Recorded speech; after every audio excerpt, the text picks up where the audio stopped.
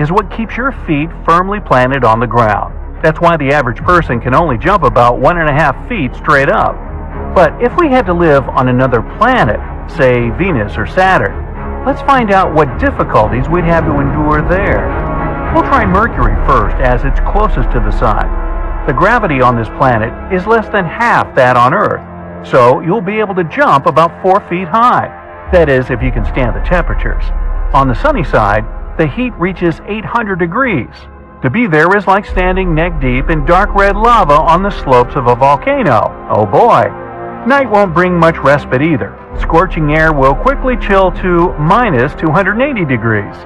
You'll also have to be patient, since one day on Mercury lasts 176 Earth days. Well, hopping from this inhospitable place to even less welcoming Venus.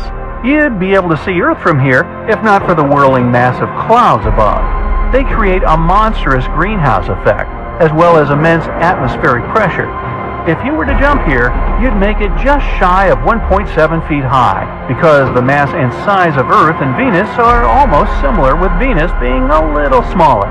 Besides the constant temperature of a blazing furnace, rain here wouldn't bring relief. The clouds up there are made of sulfuric acid. Skipping our home planet, we go straight for its moon, Luna as it's otherwise called. Gravity here is less than 1/5 of that on Earth, so if you jump, you'll rise almost 9 feet in the air and won't touch the ground again for several seconds. It's hard to believe this desolate piece of space rock makes tides on Earth habit. And if you stay on the moon long enough, as in a couple million years, you'll see how much further it's gone from our home planet. Next destination is Mars, the red planet.